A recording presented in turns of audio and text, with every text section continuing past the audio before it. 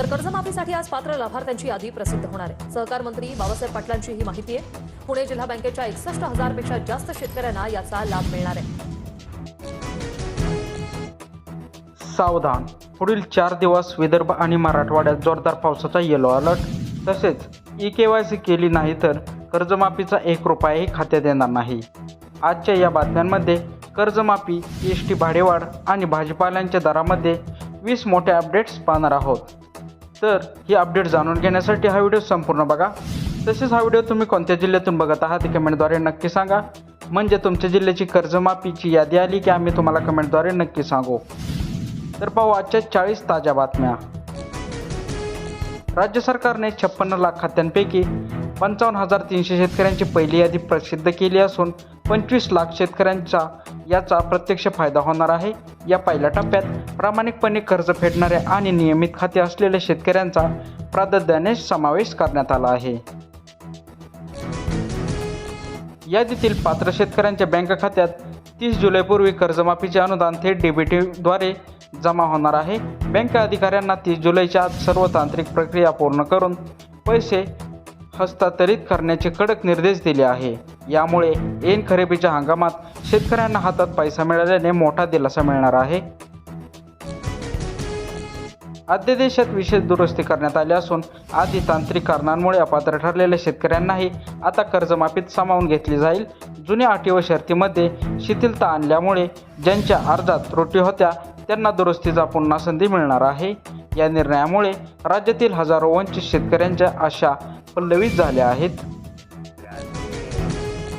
आधार प्रमाणीकरण, ई-केवायसी आणि green stick पोर्टलवर नोंदणी पूर्ण केल्याशिवाय कर्जमाफीचा लाभ खात्यात मिळणार नाही। अनेक शेतकऱ्यांची नावे यादीत असूनही आधार लिंक नसल्यामुळे पैसे अडकण्याची शक्यता निर्माण झाली आहे। त्यामुळे शेतकऱ्यांनी लवकरात लवकर जवळच्या CSC केंद्रावर जाऊन ई-केवायसी पूर्ण करण्याचे आवाहन करण्यात आले आहे। सांगली जिल्ह्यात 57,000 शेतकऱ्यांना कर्जमाफीचा प्रत्यक्ष लाभ मिळण्याची प्रक्रिया वेगाने सुरू आहे। जिल्हा बँकेकडून सर्व खात्याचे सत्यापन पूर्ण झाले असून अंतिम मान्यता देण्याचे काम सुरू आहे। या योजनेमुळे जिल्ह्यातील कृषी क्षेत्राला पुन्हा आर्थिक गती मिळण्यास मदत होणार। पुढील 4 दिवस कोकण व घाटमाथ्यावर प्रचंड पावसाचा जोर वाढणार असून अनेक नद्यांना पूर येण्याची शक्यता आहे। कोल्हापूरात सुरू असलेल्या धुवांधार पावसामुळे नदीकाठचे 5 बंधारे पूर्णपणे पाण्याखाली गेले आहेत। प्रशासनाने नदीकाठच्या आणि आपत्कालीन क्षेत्रातील नागरिकांना सतर्क राहण्याचा इशारा दिला। हिंगोली, यवतमाळ आणि मराठवाड्यातील काही भागात पुढील 3 दिवस विजांच्या कडकडाटासह मुसळधार पावसाची शक्यता आहे। हवामान विभागाने नागरिकांना आणि शेतकऱ्यांना विजा चमकत असताना सुरक्षित ठिकाणी आश्रय घेण्याचा सल्ला दिला आहे। ढगांच्या गडगडासह होणाऱ्या या पावसामुळे सखल भागात पाणी साचण्याची शक्यता वर्तवण्यात आली। दीर्घ विश्रांतीनंतर पडलेल्या दमदार पावसामुळे बुलढाणा आणि भंडाऱ्यातील सुकलेली पिके पुन्हा हिरवीगार झाले आहेत। पावसाअभावी कोमेजलेल्या पिकांना जीवदान मिळाल्याने दुबार पेरणीचे मोठे आर्थिक संकट टळले आहे। यामुळे शेतकरी वर्गात आनंदाचे वातावरण पसरले असून शेतीच्या कामांना पुन्हा वेग आला आहे। बाजारात सोयाबीनची आवक घटल्याने आणि आंतरराष्ट्रीय मागणी वाढल्याने प्रति क्विंटलला 7,515चा सर्वोच्च दर मिळत आहे। चांगला भाव मिळत असल्याने शेतकरी आपल्या साठवून ठेवलेल्या सोयाबीनची विक्री करण्यासाठी बाजारात गर्दी करत आहेत।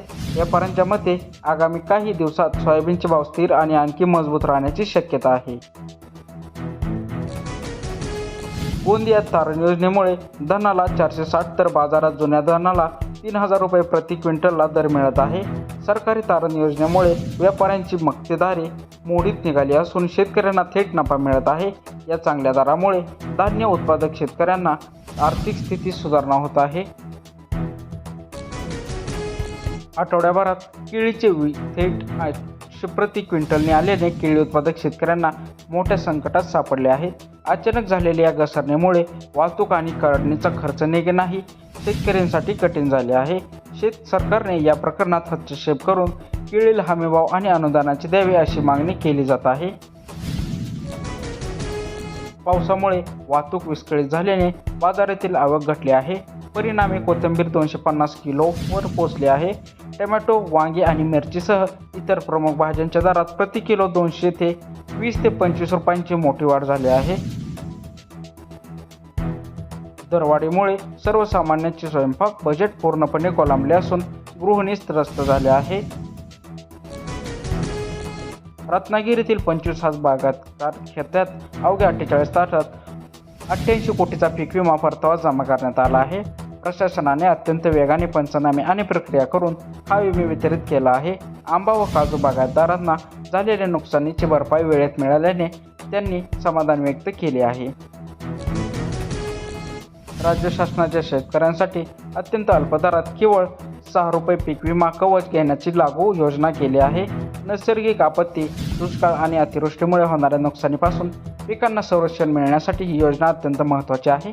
अधिकाधिक शेतकऱ्यांनी अंतिम तारखेपूर्वी आपला पीक विमा अर्ज भरण्याचे आवाहन करण्यात आले आहे. अकोला जिल्ह्यातील 73,000 शेतकऱ्यांचे तब्बल 985 कोटी एवढे थकीत वीज बिल माफ करण्याचा निर्णय झाला आहे. या निर्णयामुळे महावितरणाकडून वीज कनेक्शन कापण्याच्या भीतीमुळे शेतकऱ्यांना मोठा दिलासा मिळालेला आहे.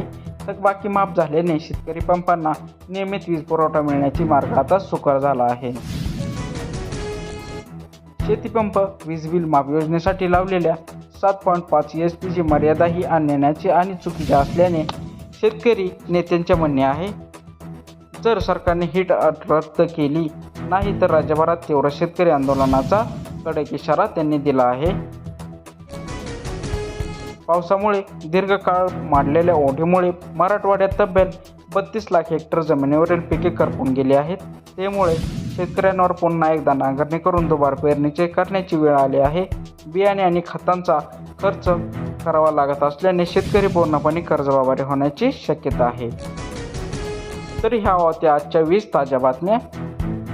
तुम्ही हा व्हिडिओ कोणत्या जिल्ह्यातून बघत आहात कमेंटद्वारे नक्की सांगा. चॅनलवर जर नवीन आला असाल तर चॅनलला सबस्क्राईब करायला विसरू नका. धन्यवाद.